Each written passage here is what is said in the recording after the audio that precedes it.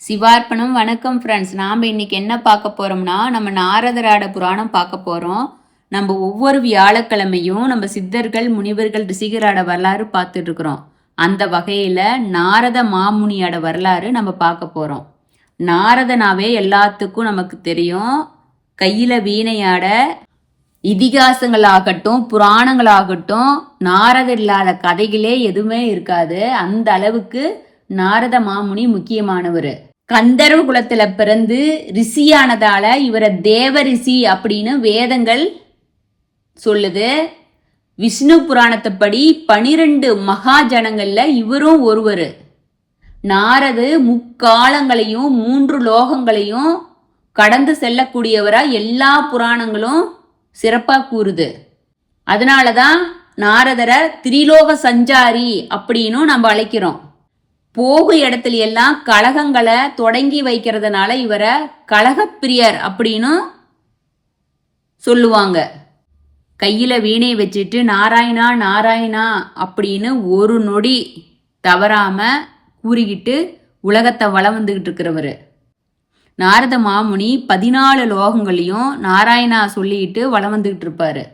அவர் ஒரு இடத்துல கூட நிற்கக்கூடாது. அப்படி அவர் குறிப்பிட்ட அளவுக்கு மேலே நின்னாருன்னா அவருக்கு தலை வெடிச்சிருன்னு சாபம் வாங்கியிருப்பார். உலகத்தின் நன்மை பொருட்டு நாரதர் பண்ணுற கழகம் நன்மையில் முடியும்னு சொல்லுவாங்க.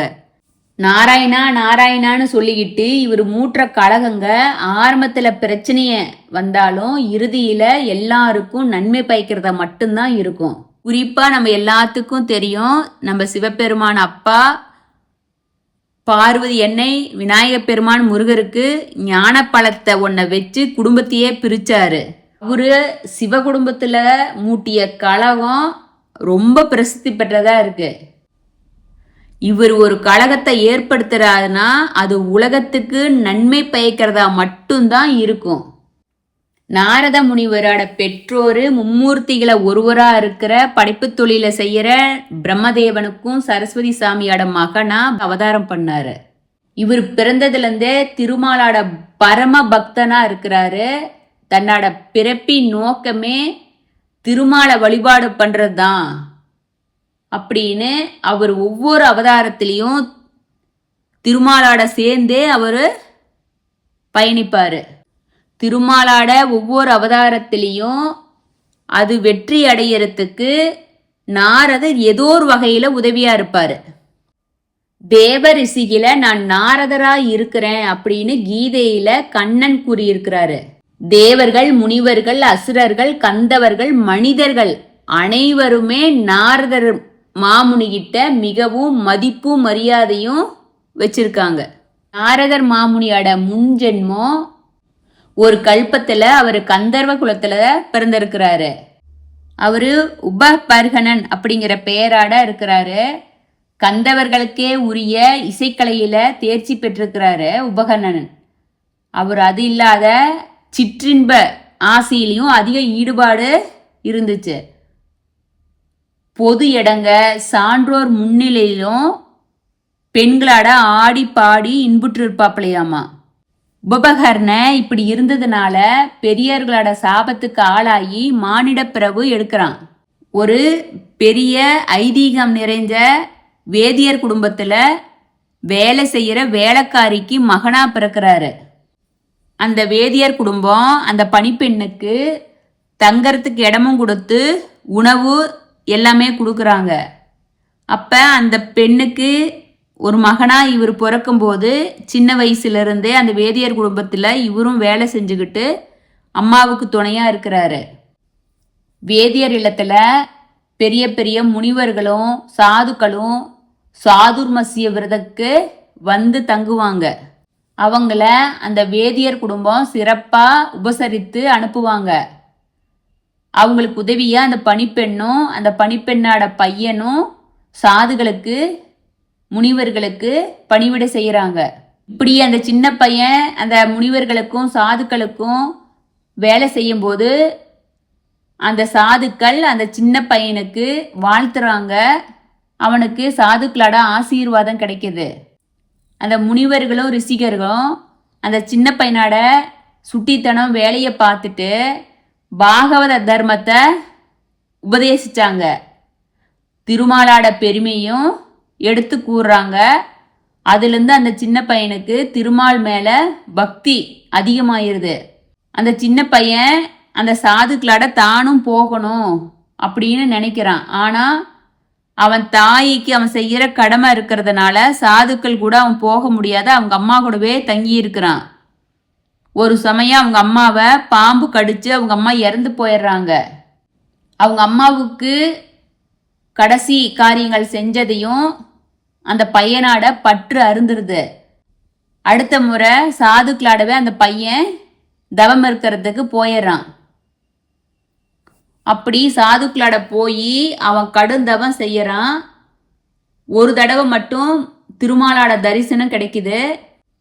அடுத்த பிறவியில பிரம்மதேவனோட மகனா பிறக்கிறதுக்கு திருமாலு ஆசீர்வாதம் பண்றாரு. திருமாலு அன்பளிப்பா நாரதர் கொடுத்த மகதிங்கிற வீணைய வச்சுக்கிட்டு இந்த மூணு உலகளையும் திருமாலாட புகழ பாடும் பணியை நாரதர் தொடங்குறாரு.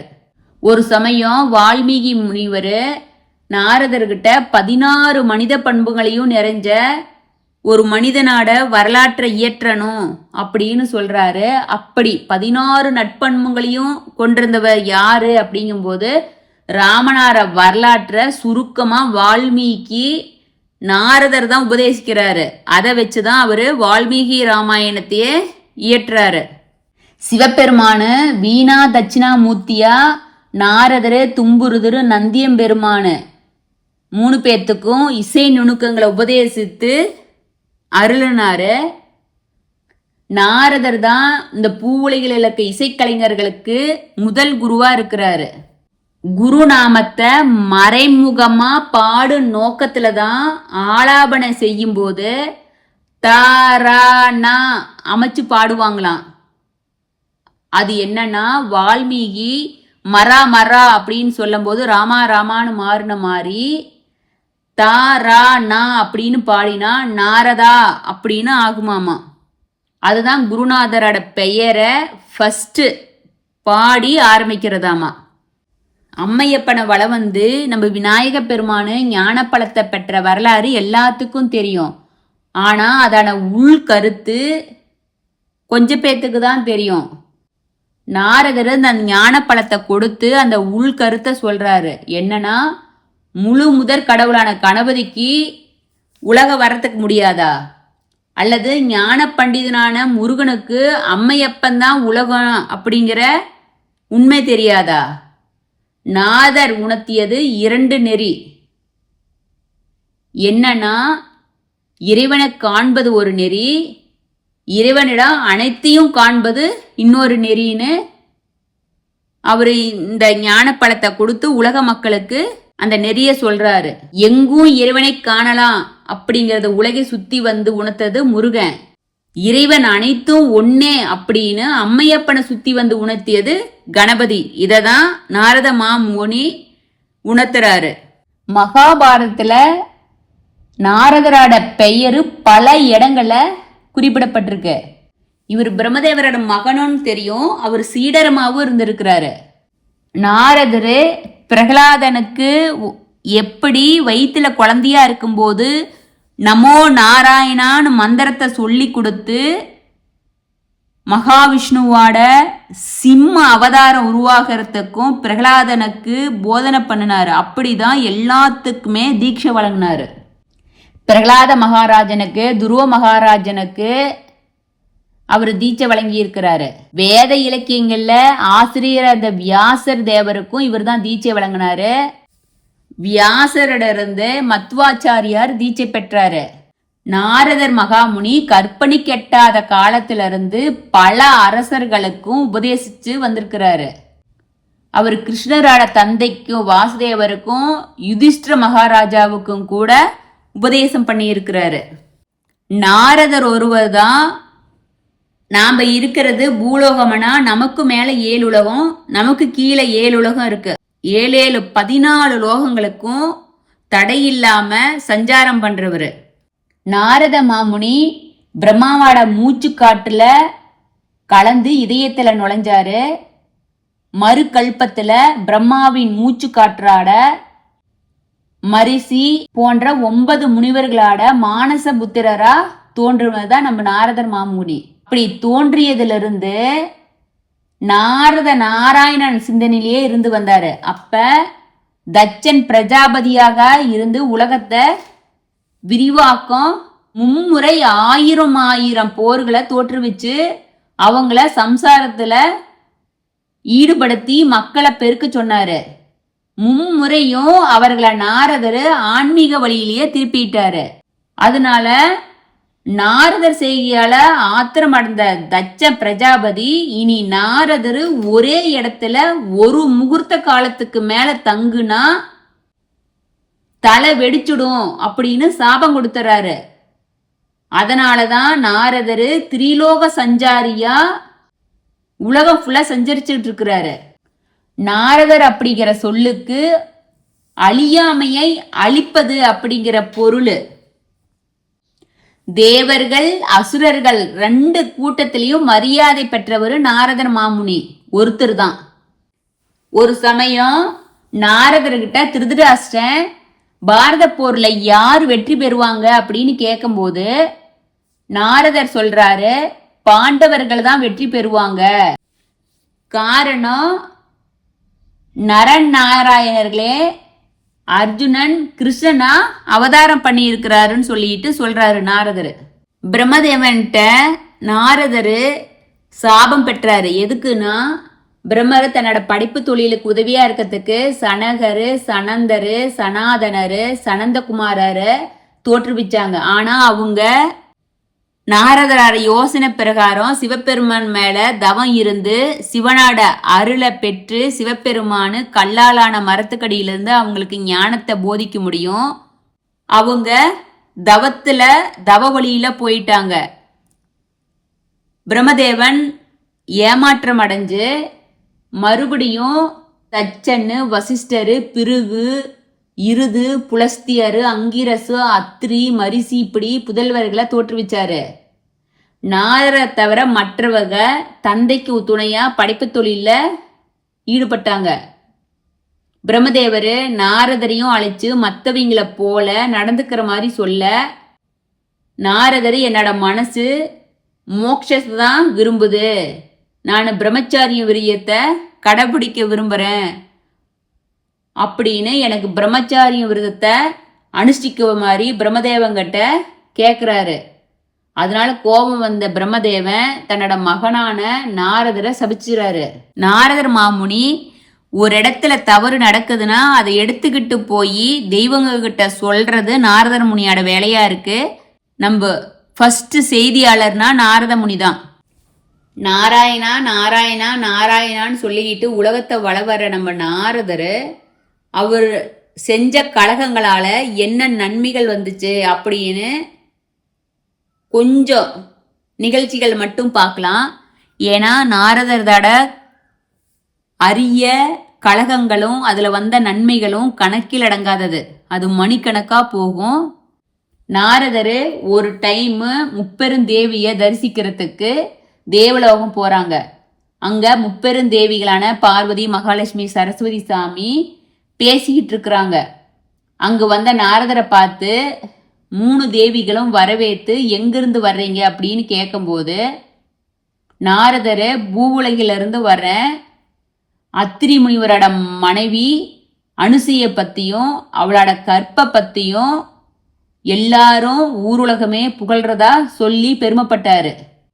அதுக்கு முப்பெருந்தேவியரும் சொல்றாங்க, அப்படி எல்லாரும் பெருமையா புகழ்ற அளவுக்கு அந்த அனுசியா கிட்ட என்ன இருக்கு அப்படின்னு கேட்கும்போது நாரதர் தன் கையில இருந்த இரும்பு கடலைய கொடுத்து இதை நீங்க 3 பேரும் எனக்கு வறுத்து கொடுக்குறீங்களா அப்படின்னு கேட்கும்போது அவங்க தேவிங்க சொல்லுவாங்க, இரும்பு கடலையை போய் எப்படி வறுக்க முடியும் அப்படிங்க, இதுவே அனுசியா கிட்ட கொடுத்துருந்தா வறுத்து கொடுத்துருப்பாங்க அப்படின்னு சொல்லிட்டு போய் குடு பார்க்கலான்னு அவங்க சொல்லுவாங்க.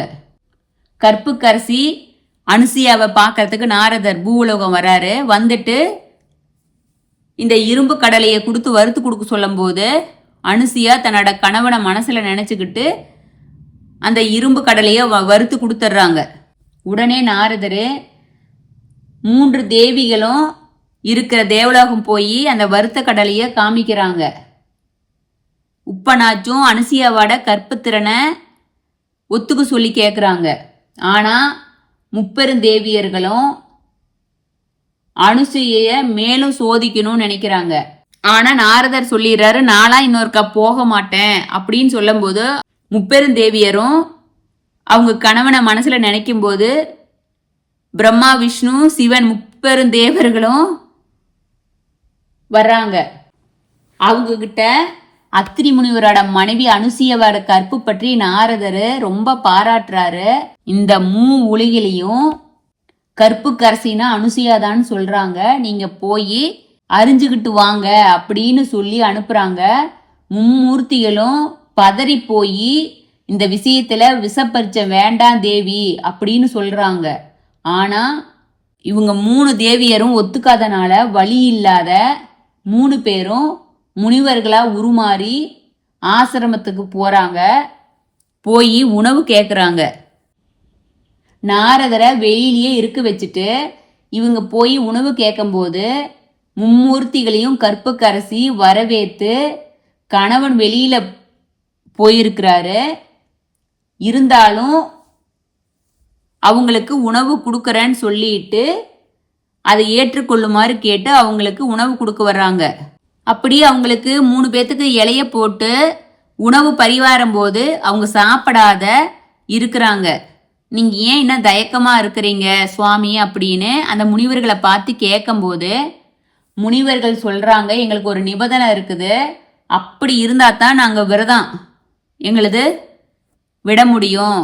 அப்படிங்கும்போது என்ன விரதம் அப்படின்னு கேட்கும்போது அவங்க சாப்பிடணும்னா பிறந்த மேனியா வந்து உணவு பரிமாறினா தான் நாங்க சாப்பிடுவோன்னு சொல்றாங்க.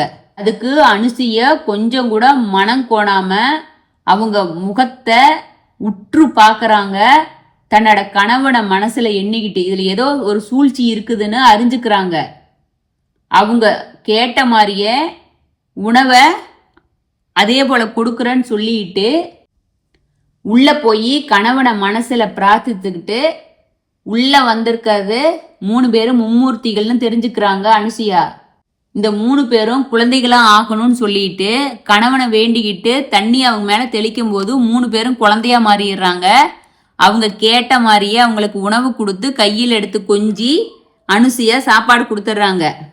வெகு நேரமாயும் உள்ள போன மும்மூர்த்திகளும் வெளியில வரலையே அப்படின்னு நாரதர் முனிவர் வீட்டுக்குள்ள எட்டி பார்க்கும்போது 3 குழந்தைகளா தவிர்ந்துகிட்டு இருக்கிறாங்க மும்மூர்த்திகளை. அதை பார்த்ததையும் அதிர்ச்சி ஆயிராரு. தேவலோகம் போய் முப்பெருந்தேவியர்கிட்ட மும்மூர்த்திகளும் குழந்தைய அனுசூயா வீட்டில் விளையாடுறத சொல்லும் போது முப்பெருந்தேவிகளும் வர்றாங்க. தன்னோட கணவர்களை குழந்தைய விளையாடிட்டு இருக்கிறத பார்த்து மனம் பதச்சு போயிடுறாங்க. இவங்க யாருன்னு கற்புக்கரசி அனுசூயா தெரிஞ்சுக்கிறாங்க. தெரிஞ்சு மகிழ்ச்சியோட அவங்கள வரவேற்று வீட்டுக்குள்ள கூட்டிக்கிட்டு போறாங்க.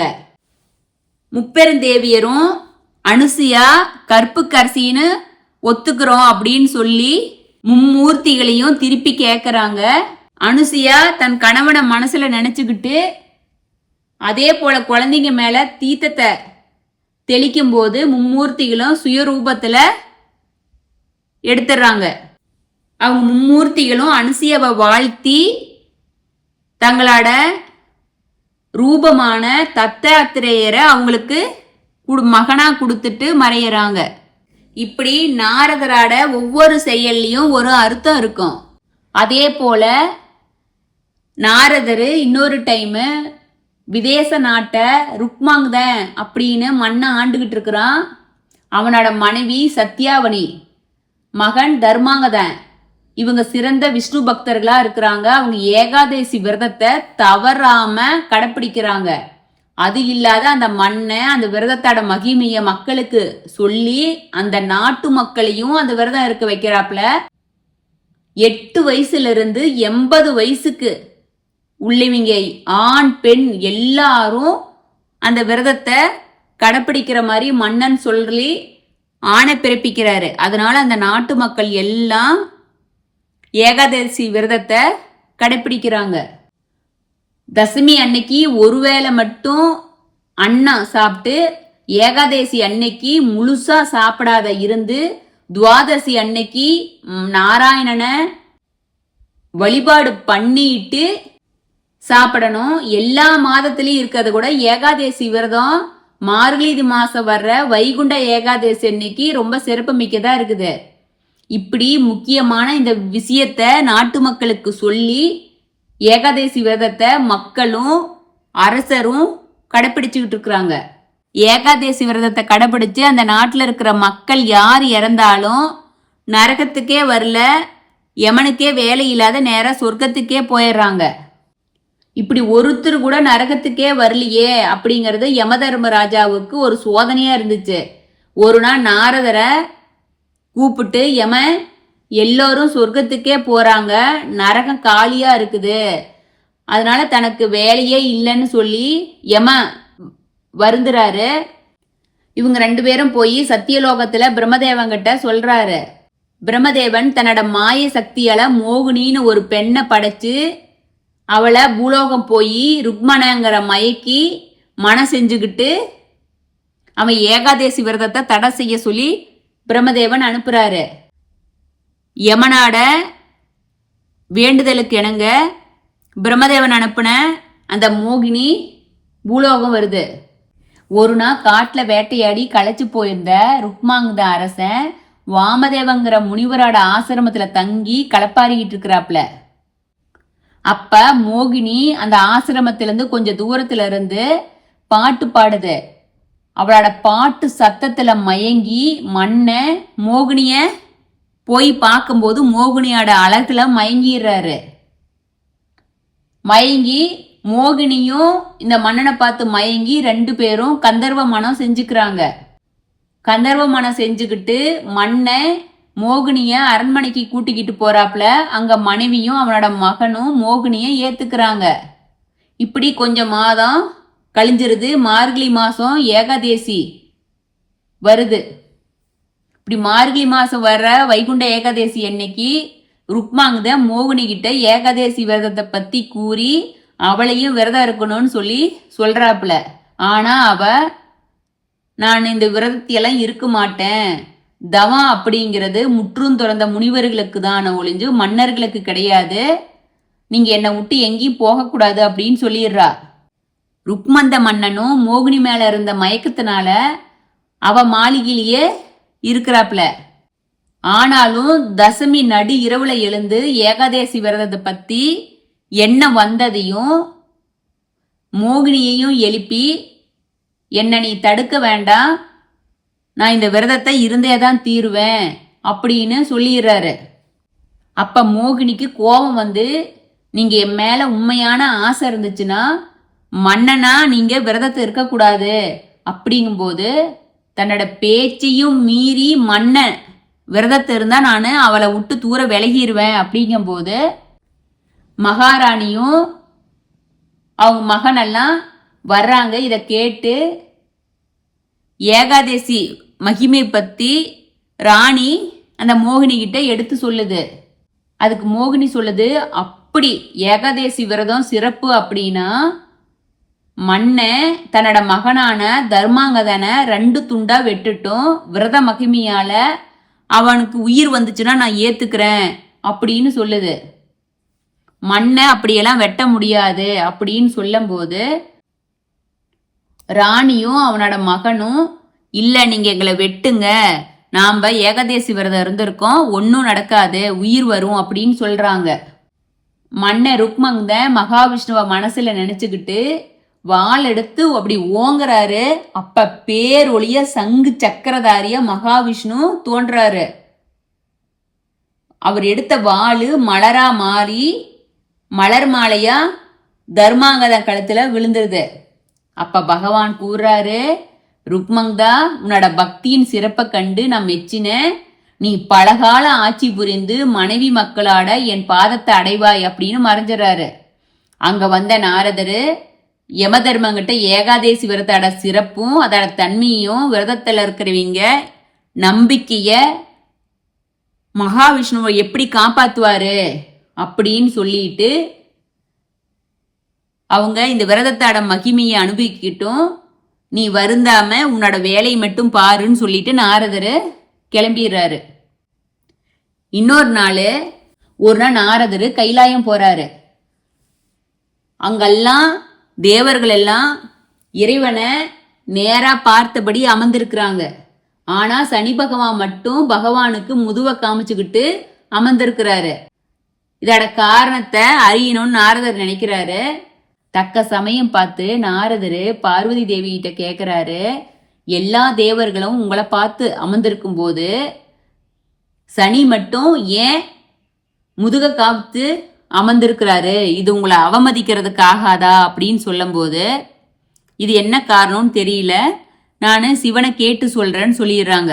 அதே போல சிவபெருமானுகிட்ட கேட்கும்போது சிவபெருமானு சனி பகவான் அப்படிதான் அமரணும் அப்படிங்கும்போது, இல்ல சனி பகவான் நம்மளை பார்த்து அமரட்டும்னு தேவி ஈசனுங்கிட்ட சண்டை போடும்போது, மறுநாள் சபையில சனி பகவானு எல்லாரையும் மாதிரியும் ஈசனை பார்த்தபடி அமர்ந்திருக்கிறாரு. அதை பார்த்த பார்வதி மீது சனி பகவானோட பார்வைப்படுது. அதுக்கு பிறகு பார்வதி தன்னோட ஆசனத்துல அமர போறாங்க. அங்க 2 ஆசனங்கள்ல சிவனும் பிரம்மனும் 5 தலையாட அமர்ந்திருக்கிறாங்க. யாரு சிவன் அப்படிங்கிறதே பார்வதி சாமியினால கண்டுபிடிக்க முடியல. தன் மனசுக்குள்ள சிவபெருமான தியானம் பண்ணும்போது அதை உணர்ந்த சிவபெருமானு சனி பகவான மறுபடியும் திருப்பி அமர சொல்றாரு. சனி பகவானோட பார்வை மறைஞ்சதுனால பார்வதி அன்னைக்கு தெளிவி வந்துருது. சிவபெருமானு தன்னோட தேவி கிட்ட சொல்றாங்க, சனி பகவானோட பார்வை பொல்லாதது, நமக்கே இந்த நிலைமைனா மற்றவங்க பத்தி கேட்கணுமா அப்படின்னு சொல்றாங்க. அதனாலதான் சனியோட முகத்தை காட்டாம திரும்பி உட்காரும்படி கூறுனேன்னு சொல்றாரு. பார்வதி அன்னையும் சமாதானம் ஆயிட்டாங்க. மறுபடியும் நாரதர் பார்வதி அன்னையை பார்க்க வரும்போது பார்வதி அன்னை நாரதர்கிட்ட இதனாலதான் சனி பகவானு பின்னாடி திரும்பி அமர்ந்திருக்காங்கன்னு சொல்றாங்க. நாரதர் இதெல்லாம் என்னால தானே நடந்துச்சு அப்படின்னு பார்வதி அன்னைய மன்னிக்க சொல்றாங்க. சனி பகவானோட பார்வையை பத்தி தெளிவா தெரிஞ்சுக்கிட்டேன்னு சொல்றாங்க. இன்னொன்னு, இலங்கை வேந்தனான ராவண சிவபெருமானை குறித்து தவம் செஞ்சு வரங்களை நிறைய பெற்றாரு. உங்களுக்கு தெரியும். தேவர்களையும் நவகிரகங்களையும் அடக்கி தனக்கு ஏவல் செய்ய வச்சிருந்தாப்புல. அப்படி அவர் அரியாசனம் 9 படிக்கட்டுலயும் 9 கிரகங்களை படிக்கட்டு ஆக்கி அந்த நவ கிரகங்களை மேல ஏறிதான் போய் அவரோட ஆசனத்துல உட்காருவாரு. ஒரு படிக்கட்டு மட்டும் கவிழ்த்து படுக்கப்பட்டிருந்துச்சு. அந்த முதுகு மேல காலை வச்சு அரியாசனம் ஏறிக்கிட்டு இருந்தாரு. நாரதரு ஏன்னா ராவணன் எல்லா மக்களுக்கும் கஷ்டத்தை கொடுக்கறதுனால சனியோட பார்வை ராவண மேல படணும் அப்படிங்கிறதுனால ராவணனோட மனசை நாரதரு மாத்துறாரு. எப்படின்னா, இப்படி நவகிரகங்கள் எல்லாம் காப்பாற்றணும், மக்களை காப்பாற்றணும் அப்படிங்கிறதுக்காக அடுத்த தடவை ராவணனை பார்க்க போகும்போது அங்க படிக்கட்டுகளா படுத்திருக்கிறீங்க யாரு அப்படின்னு சொல்லிட்டு கேட்கிறாரு நாரதர். அந்த கவிழ்ந்து படுத்திருக்கிறீங்க யாரு அப்படிங்கும் போது இதெல்லாம் நவகிரகங்கள், அது சனி பகவான் அப்படின்னு சொல்லும் போது நாரதர் சொல்றாரு ராவணங்கிட்ட, எல்லாத்தையும் நெஞ்ச முதிச்சுக்கிட்டு போற சனியோட முதுவை முதிக்கிறதுனால அவனுக்கு உன்னோட வலிமை தெரியல, அவனை தாழ்வாக்கணும்னா அவனை நேரா படுக்க வச்சு அவன் நெஞ்சு மேல ஏறிப்போன்னு சொல்றாரு. அப்பதான் அவனுக்கு புத்தி வரும், கர்வம் அடங்கும் அப்படிங்கும்போது இதுதான் சரியான தண்டனைன்னு சொல்லிட்டு மகிழ்ச்சியோட ராவண சனிய மலாந்து படுக்க சொல்லுவாரு. அப்ப சனீஸ்வரனோட பார்வை ராவணன் மீது பட அப்பதான் அவனுக்கு அழிவு காலமே தொடங்குது. ஒரு சமயம் ராவண சிவபெருமானை நோக்கி கடுதவம் செஞ்சுக்கிட்டு இருந்தாப்ல. ஓமகுண்டலம் வளர்த்து அதுல தன்னோட 9 தலையும் ஒவ்வொன்னா வெட்டி போட்டான். 10வது தலை வெட்டும் போது சிவபெருமான் அவனுக்கு முன்னாடி தோன்றி அவன் கேட்ட வரத்தை கொடுத்துட்றாரு. அதனால ராவணன் இந்த மூவுலகிலையும் யாராத வெல்ல முடியாதவனா மாறிட்டான். அவனோட தோள்கள் மலைகளுக்கு சமமா இருந்துச்சு. இனி தன்னை யாராலும் வெல்ல முடியாதுன்னு ஆணவத்தாட அங்க நாரதர் வராரு. இந்த சிவபெருமான்கிட்ட வாங்கின வரத்தை அறிஞ்சு இவனோட ஆணவத்தை அடக்கணும்னு ஒரு ஐடியா பண்றாரு. நாரதரு ராவணங்கிட்ட உன்னோட தோள்கள் மலையே அசிக்கும் வலிமை இருக்குதுன்னு சோதிச்சு பார்த்துருக்கிறியா அப்படின்னு கேட்குறாரு. அவன் நாரதர் சொன்னதை கேட்டு சிரிச்சு அதுக்கு எந்த மலையை போய் அசைக்கிறது அப்படின்னு கேட்கும்போது நாரதர் முனிவர், பெரிய மலையான நீ கைலாயத்தை தான் அசைச்சு பார்க்கலாமே அப்படின்னு யோசனை சொல்றாரு. ராவண கைலாயத்தை நோக்கி போய் மலையை அடிவாரத்தை அடைஞ்சு தன்னோட 20 கைகளையும் பூமியில வச்சு கைலாயத்தை அப்படி பெயர்க்கும் போது உச்சியில் அமர்ந்திருந்த பார்வதி எண்ணெய் அப்படியே போய் அந்த மலையோட அசைவுனால நம்ம அப்பா பரமசிவனை கட்டி பிடிச்சுக்கிறாங்க. ஞான பார்வையால சிவபெருமானுக்கு என்ன நடக்குது அப்படின்னு தெரிஞ்சு ராவணோட ஆணவத்தையும் அவன் அறிவை இழந்து எங்கிட்டயே நான் கொடுத்த வரத்தை சோதிச்சு பார்க்கறானா பார் அவன் கதியை என்ன பண்றேன்னு சொல்லிட்டு தன்னோட கால் கட்ட விரல லேசா அழுத்துறாங்க. அப்ப ராவணோட கை மலைக்கடியில சிக்கிக்குது. அவளோட சக்தி எல்லாம் வீணாகி ஆணவம் அழிஞ்சிருது. ராவண கண் கலங்குறான். அப்ப அங்க வந்த நாரதர்கிட்ட இந்த அவல நிலையை கூறி இதிலிருந்து எனக்கு மீள்றதுக்கு வழி சொல்லுங்க அப்படின்னு மறுபடியும் வேண்டும் போது நாரதர் வீணையை மீட்டி சாம வேதத்தை இசைக்க சொல்றாரு. அந்த உருக்குமான இசையால மயங்கிய சிவபெருமானு அவர் அழுத்தி இந்த கட்ட விரலை லேசா நகர்த்த ராவணன் தன்னோட கைகள்ல விடுவிச்சுக்கிறான்.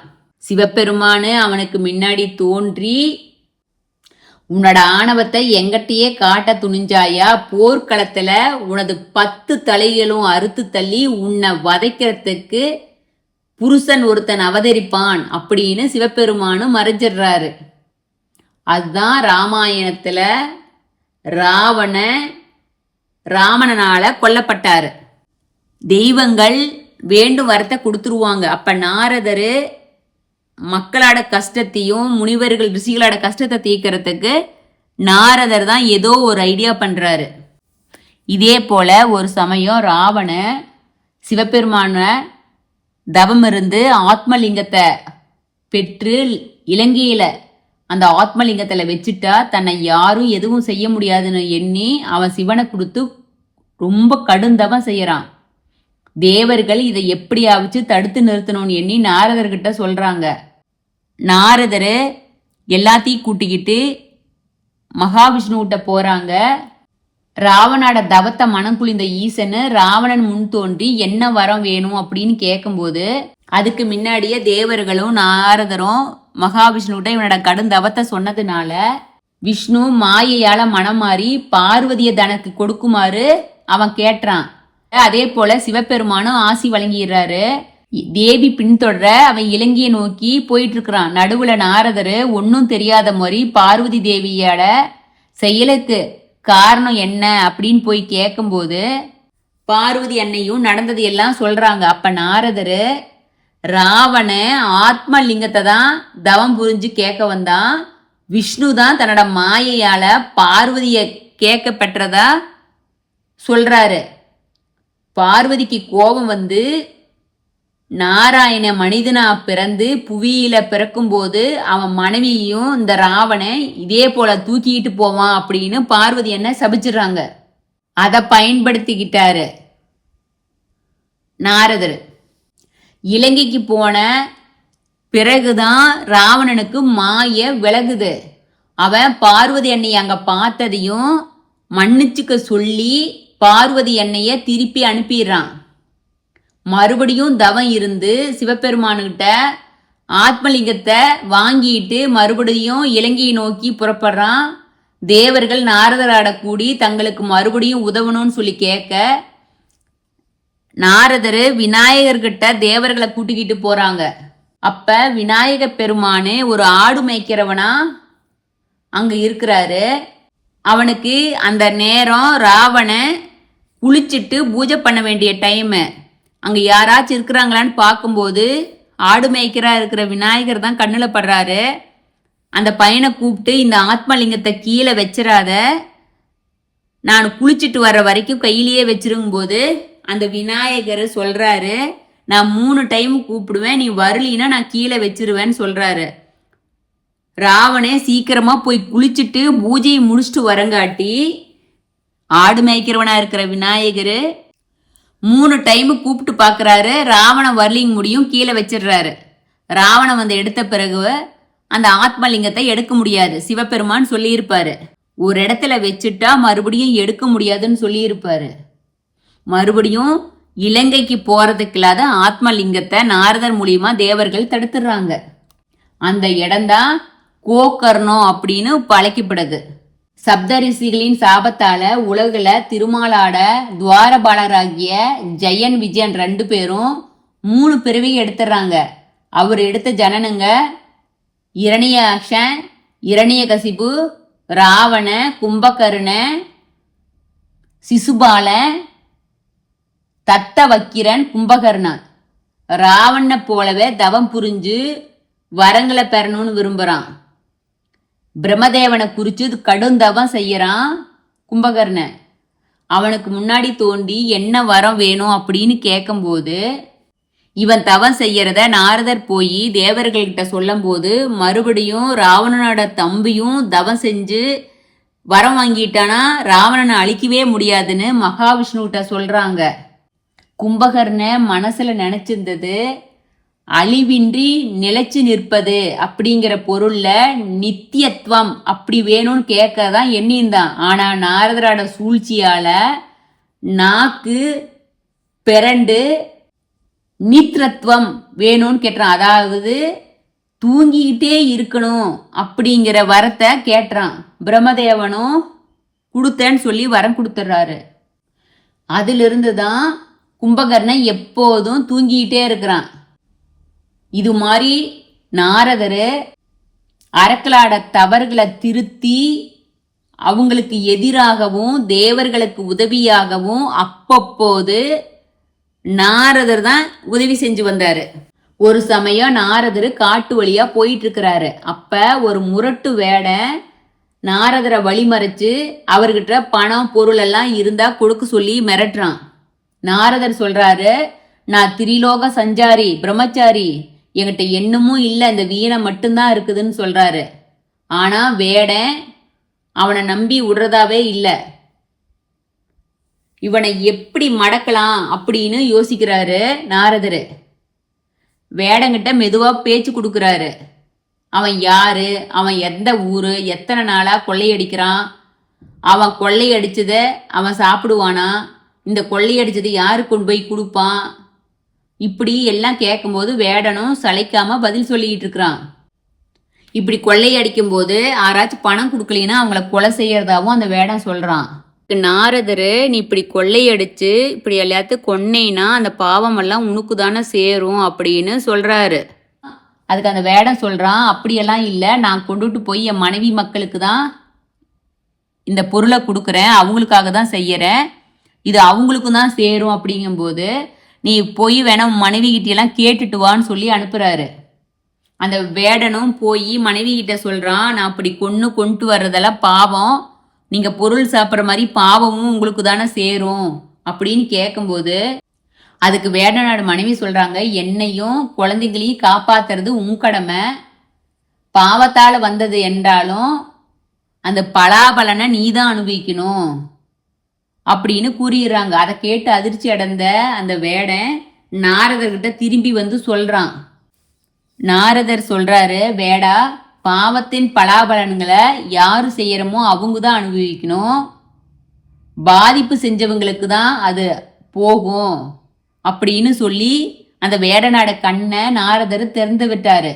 அது இல்லாத நாரதங்கிட்ட வேடனாட ராமநாமத்தை உச்சரிச்சு வந்தீங்கன்னா பாவம் விலகிரும் அப்படின்னு சொல்றாரு. வேடன் நாரதரை விடுவிச்சுட்டு அவர் சொன்ன மாதிரி அங்கிருந்து மாமரத்துக்கு அடியில உட்கார்ந்து கண்ணை மூடியபடி பல காலம் ராமநாமத்தை சொல்றாரு. அந்த வேட மேல புற்று மூடிடுது. அந்த புற்றுலேருந்து ராமநாம ஜபம் பலனா அவரு தான் வால்மீகி ரிஷியா ஆனாரு. வால்மீகிமனா புற்று, அதனால வால்மீகிங்கிற பேரே அவருக்கு நிலைச்சிச்சு. வால்மீகி முனிவர் புற்றுலேருந்து வெளிவந்து பெரிய ரிஷி ஆயிட்டாரு. அவரோட மனசு ஒரு நாள் அமைதி இழந்து தவிக்குது. அந்த சமயம் நாரதர் அவர் முன்னாடி தோன்றாரு. நாரதரை பார்த்து மகிழ்ச்சியாட வால்மீகி முனிவர் வரவேற்கிறாரு. அவரோட மனசுல இருக்கிற வேதனை முகத்துல தெரியுது. நாரதர் அதுக்கான காரணம் என்னன்னு கேட்கும்போது தன்னோட மனவேதனையை அவர் விவரிக்கிறாரு. உலகில 16 குணநலங்களும் ஒருங்கே அணிந்த ஒரு புருஷன் இருக்கிறான். அவன் தான் தசரத குமாரன் ராமன் அப்படின்னு வால்மீகி கிட்ட ராமனார வரலாற்றை சுருக்கமா சொல்றாரு நாரதர். அதை கேட்டுதான் ராமாயணத்தை வால்மீகி ராமாயணம்னு அவர் எழுதுறாரு. கிருஷ்ணரோட பாமா ருக்மிணி 2 பேரும் நாரதரோட கழகத்தால பாரிஜாத மலருக்கு போட்டி போட்டு கிருஷ்ணர் கொடுத்து அந்த பாரிஜாத மலரால நன்மை பெற்று நாரதர் அதுல ஒரு கழகம் பண்ணினாரு. ஒரு சமயம் தேவலோகம் போயிருந்த நாரதருக்கு தேவேந்திரன் ஒரு பாரிஜாத மலரை கொடுக்கறாரு. அந்த மலரை எடுத்துக்கிட்டு வந்து கிருஷ்ணர்கிட்ட நாரதர் கொடுக்கறாரு. அந்த மலர் எடுத்துட்டு போய் கிருஷ்ணர் தன் கையாலேயே ருக்மணிக்கு தலையில சூட்டிடுறாரு. அடுத்து சத்யபாமாவோட வீட்டுக்கு போறாரு நாரதர். பாமா கிட்ட நடந்தது எல்லாம் சொல்லி அவ மனசுல ஒரு பொறாமைய தூண்டுறாரு நாரதர். ஏன்னா அந்த பாரிஜாதத்தை ருக்மணிக்கு தான் கிருஷ்ணர் கொடுத்துட்டாருன்னு சொல்லி. கொஞ்ச நேரம் கழிச்சு பாமாவோட வீட்டுக்கு கிருஷ்ணர் வர்றாரு. வந்தா பாமா கோபமா இருக்குது, அழுதுகிட்டு படுத்து இருக்குது. காரணத்தை என்னன்னு சொல்லி கிருஷ்ணர் எழுப்பி கேட்கும்போது எனக்கு மட்டும் நீ பாரிஜாத பூவே கொடுக்கல அப்படின்னு கிருஷ்ணரை கேட்கும்போது நரகாசூரோட வதத்துக்கு பிறகு இந்திரனுக்கு கிருஷ்ணர் உதவுனார் இல்லையா, அதனால இந்திரன்கிட்ட பாரிஜாத மரத்தை கேட்டு வாங்கிட்டு வர சொல்லி நாரதரை அனுப்புறாரு கிருஷ்ணர். ஆனா இந்திரன் பாரிஜாத மரத்தை கொடுக்க மாட்டேன்னு சொல்ல இந்திரனுக்கும் கிருஷ்ணருக்கும் ஒரு பாரிஜாத மரத்துக்காக போர் நடக்க ஆரம்பிக்குது. அப்ப காசிப முனிவர் இந்திரங்கிட்ட அறிவுரை சொல்லி பாரிஜாத மரத்தை துவாரகைக்கு அனுப்பி வைக்கிறாங்க. மரத்தை பாமாவுக்கு கிருஷ்ணர் கொடுத்துறாரு. பாமா மனமகிழ்ந்து அந்த மரத்தை நட்டு வளர்த்துறாங்க.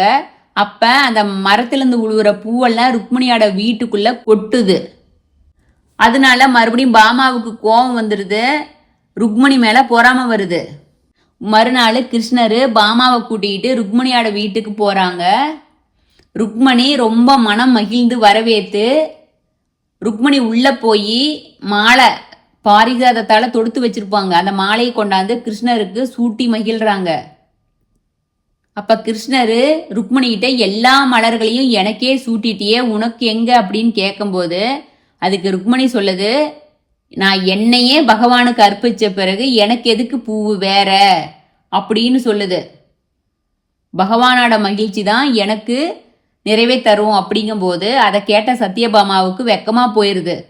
நாம இப்படி பூவுன்னு அலைஞ்சமே, ருக்மணி பாரு எவ்வளவு ஒரு பெரிய மனதாட இருக்குதுன்னு சொல்லி சந்தோஷப்படுது.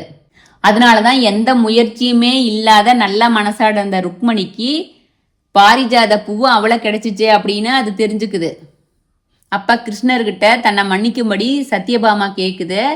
கிருஷ்ணரோட பாதத்துல விழுந்து வணங்கும் போது பாமாவோட மனசுல இருந்த அந்த கோபம் பொறாம நீங்கியதை பார்த்து மகிழ்ச்சி அடைகிறாரு கிருஷ்ணர். அதுல இருந்து தன்னோட வீட்டுல விழுற பாரிஜாத மலர்களை எடுத்து ருக்மணிக்கு கொடுத்துக்கிட்டு வந்துச்சு பாமா. ஒரு சமயம் நாரதர் துவாரகைக்கு போறாரு. நாராயணா நாராயணான்னு உச்சரிச்சுக்கிட்டே கிருஷ்ணரோட மாளிகைக்கு போறாரு. ஏதோ சிந்தனையில கிருஷ்ணர் இருக்கிறாரு. ஆனா கிருஷ்ணர் ஏதோ சிந்தனையிலேயே ஆழ்ந்திருந்தாரு. ஆனா நாரதரை வரவேற்றாரு. நாரதர் கிருஷ்ணங்கிட்ட அப்படி மனசுல என்ன நினைச்சுக்கிட்டு இருக்கிறீங்க அப்படின்னு கேட்கும்போது பலராம சத்யபாமா 2 பேர்த்த பத்தி சொல்றாரு. 2 பேரும் பலராம தன்னை யாராலையும் வெல்ல முடியாதுன்னு, சத்யபாமா தனக்கு மிஞ்சிய இளமையும் அழகும் உடையவர் இந்த உலகத்துல யாரும் இல்லைன்னு கர்வமா இருக்கிறாங்க. கருணனுக்கும் ரொம்ப கர்வம் ஏறி போச்சு, இதையும் அடக்கணும்னு சொல்றாரு. அதுக்கு உன்னோட ஒத்துழைப்பு வேணும்னு கிருஷ்ணர் கேட்கும்போது நாரதர், பரந்தாமா நீங்க ஆணையிடுங்க, நான் காத்திருக்கிறேன் அப்படின்னு சொல்றாரு. கிருஷ்ணர் சொல்றாரு, நான் முதல்லயே அனுமன்கிட்ட சொல்லி இருக்கிறேன், துவாபர யுகத்திலையும் கிருஷ்ண அவதாரத்துல ராமனா காட்சி தருவதா நான் வாக்களிச்சிருக்கிறேன், அதை நிறைவேற்ற உன்னோட உதவி தேவை அப்படிங்கிறாரு. நீ உடனே கருடனை அழைச்சு வர சொன்னாரு. நாரதர் கருடனோட வர கருடங்கிட்ட கிருஷ்ணரு, கருடா இந்த ஊர் எல்லையில ஒரு குரங்கு ஒன்று வந்திருக்குது, அதை பிடிச்சு என்கிட்ட கூட்டிக்கிட்டு வா அப்படிங்கிறாரு. கருடன் ஒரு குரங்க பிடிக்கிறதுக்கு நான் போகணுமா அப்படின்னு கொஞ்சம் மமதியாட கேட்க, வீரர்கள் எல்லாம் போய் அதை பிடிச்சாங்க, முடியாத திருப்பி வந்துட்டாங்க, அதனாலதான் நான் உன்னை அனுப்புறேன் அப்படின்னு கிருஷ்ணர் சொல்றாரு. அதுக்கப்புறம் கிருஷ்ணர் நாரதர்கிட்ட கருடனை அந்த குரங்கு கிட்ட கூட்டிக்கிட்டு போக சொல்றாரு. கருடன் அனுமான்கிட்ட போய் வீரவசனம் பேசி கூட்டிகிட்டு வரலான்னு பார்த்தா ராமநாப ஜபத்துல அமர்ந்திருந்த ஹனுமரு கருடனை கன்னத்துல ஒரு அறை விடுறாரு. கருடன் மூச்சிருந்து கீழே விழுந்துடுறாப்புல. கொஞ்ச நேரம் கழிச்சுதான் மயக்கம் தெளிஞ்சு கருடன் எந்திரிச்சு திரும்பி பார்க்காம கிருஷ்ணகிட்ட வந்து என்னால முடியலன்னு கர்வம் குறைஞ்சு சொல்றாரு. அப்ப கிருஷ்ணரு, கருடா நீ கவலைப்படாம நீ போய் ராமநாட பட்டாபிஷேக காட்சிய காமிக்கிறாரு, நீ அப்படின்னு சொல்லி நீ அந்த குரங்கு வரும்னு சொல்றாரு. ஐயோ மறுபடியும் நான் போய் ஒரு அறம் வாங்கணுமா அப்படின்னு கருடன் கேட்கும்போது அதுக்கு கிருஷ்ணரு, நீ இப்ப போய் கூப்பிடு, அந்த குரங்கு உன்னை ஒன்றும் செய்யாதுன்னு சொல்றாரு. அதுக்கு முன்னாடியே பலராமனை சேனையால போய் அனுமனை முன்னிற்க முடியாம தோத்து போய் பலராமனும் வந்திருப்பாரு. அனுமரு இங்க வர்றாரு அப்படின்னு தெரிஞ்சதையும் கிருஷ்ணங்கிட்ட சொல்றாங்க. கிருஷ்ணரு, நான் பார்த்துக்கிறேன்னு சொல்லிட்டு ராமதவர காட்சியை பத்தி கூறி பலராமனை ராமனா மாத்துறாரு. இந்த சீதைக்கு யாரை ஏற்பாடு செய்யறதுன்னு சொல்லி சத்யபாமா கிட்ட போய் சீதையா வருமாறு சொல்றாரு நாரதரு. அது பாமா தன்னை மிதமிஞ்சிய அழகியா பட்டத்து ராணி மாதிரி புறப்பட்டு வருது. அதை பார்த்த கிருஷ்ணரு, ராமன் சீதைய இந்த அலங்காரத்திலையா ஆஞ்சநேயர் பார்த்தாரு அப்படின்னு கூற அது வெக்கமா திரும்பி போயிருது. அசோகவனத்து சீதைய மறுபடியும் அலங்கோலத்தோட வருது. இதை பார்த்தும் கிருஷ்ணருக்கு திருப்தி ஆகல. கிருஷ்ணர் நாரதர்கிட்ட ருக்மிணியை போய் சீதையா வர சொல்லு அப்படிங்கும்போது நாரதர் ருக்மிணிகிட்ட போய் சொல்லும் போது அது எப்படி இருக்குதோ அப்படியே கிளம்பி வந்துடுது. அது சொல்லுது நாரதர்கிட்ட, பகவானே என்னை எப்படி வேணுமோ அது மாதிரி மாத்திக்கிட்டோம் அப்படின்னு சொல்லிடுது.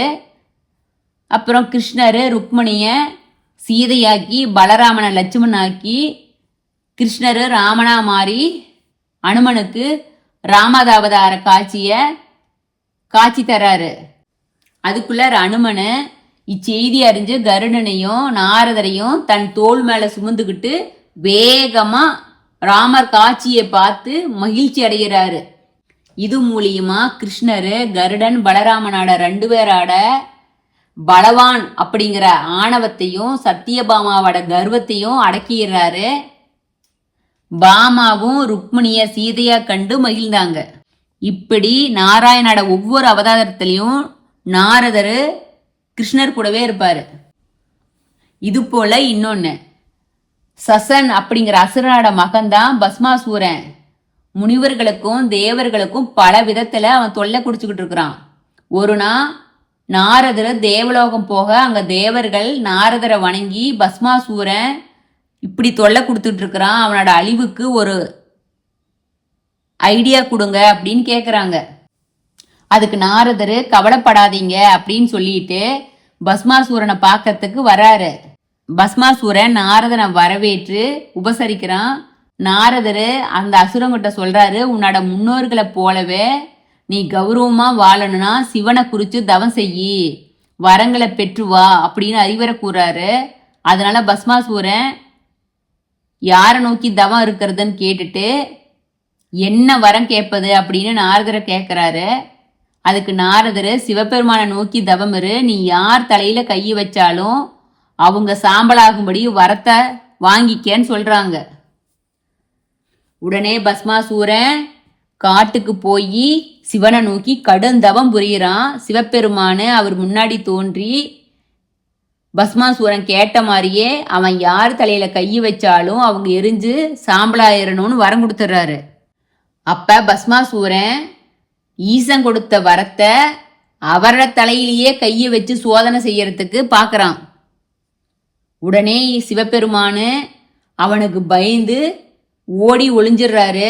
சிவனை பின்தொடர்ந்து போறான். சிவபெருமானு தப்பிச்சுக்கிறதுக்காக ஐவேளாங்காட்டுக்குள்ள போய் மறைஞ்சுக்கிறாரு. அவர் கொடுத்த வரம் பழிக்குங்கிற நம்பிக்கை அவனுக்கு வந்துருது. தன்னோட நாட்டுக்கு திரும்பி வந்துடுறான். இது குறித்து நாரதர் வைகுந்தம் போய் நடந்ததை நாராயணகிட்ட சொல்லி சிவபெருமானை காப்பாற்ற சொல்லி சொல்றாரு. நாராயண மோகினி உருவம் எடுத்து பஸ்மாசூரன் இருக்கிற இடத்துக்கு வர்றாரு. அவன் மோகினியோட அழகுல மயங்கி மோகினியை அடையறதுக்கு விரும்புகிறான். மோகினியும் அதுக்கு சம்மச்சு அவங்க கூட சேர்ந்து நடனம் ஆடுறாங்க. நடனம் ஆடும்போது மோகினி அதோட கையை தலை மேலே தூக்கும் போது அதே மாதிரி ஆட சொன்னதுனால பஸ்மாசூரனும் அவன் கையை மேலே தூக்கி தலையில் வைக்கும்போது அவன் வாங்கின சாபம் அவனே எரிஞ்சு சாம்பலாயிடுறான். அதுக்கு பிறகு மோகினி வடிவு இருந்த நாராயணன் நம்ம சிவபெருமான் ஈசன் ஒளிந்திருந்த ஐவேளா மரத்துக்கு வந்து நடந்ததை கூறாரு.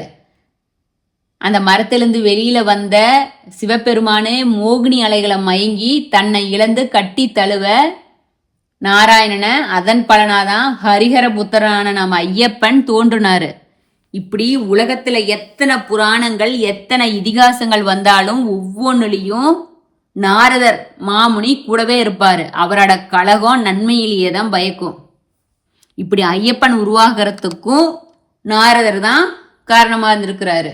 இப்படி திருமால் கொடுத்த மகதிங்கிற வீணையாட ஈரேல் உலகையும் வளம் வந்து சஞ்சரிச்சுக்கிட்டு நாராயணா நாமத்தாட இருக்கிறாரு.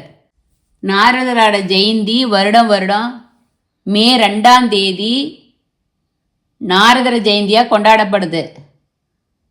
இவர் தான் உலகிலேயே முதல் பத்திரிகையாளராகவும் இருக்கிறார். ஏன்னா இவரோட பணியே உலகையும் சுற்றி வந்து ஒருவரை பற்றிய செய்தியை மற்றவங்க கிட்ட கூறுறதான்.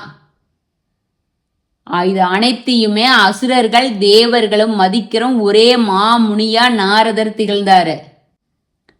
அனைத்து தேவர்களையும் சிறைப்பிடித்த ராவணன் கூட நாரதரை விட்டு வச்சது காரணமும் அவர் மேல இருந்த மரியாதை தான். இவ்வளவு சிறப்பு மிக்க நம்ம நாரதரோட மகாமுனிய பெருமைகளை சொன்னோம்னா சொல்லிக்கிட்டே போலாம். அவர் செஞ்சதுல ஏதோ கொஞ்சம் குறிப்புகள் தான் கொடுத்துருக்குறோம் ஃப்ரெண்ட்ஸ். அவரோட வரலாறை கேட்டாவே புண்ணியம், சொன்னாலும் புண்ணியம். இதை கேட்ட சிவ அன்பர்கள், பக்தர்கள், சிவனடியார்கள் எல்லா மக்களுக்கும் நாரதர் மாமுனியோட அருளும் நம்ம அப்பா சிவபெருமானோட பேர் அருளும் கிடைக்கணும்னு வேண்டிக்கிட்டு நாரதர் மகாமுனியோட வரலாற்றை நம்ம அப்பா சிவபெருமான் பாதத்திலே ஒப்படைக்கிறோம். சிவார்ப்பணம். வணக்கம் ஃப்ரெண்ட்ஸ்.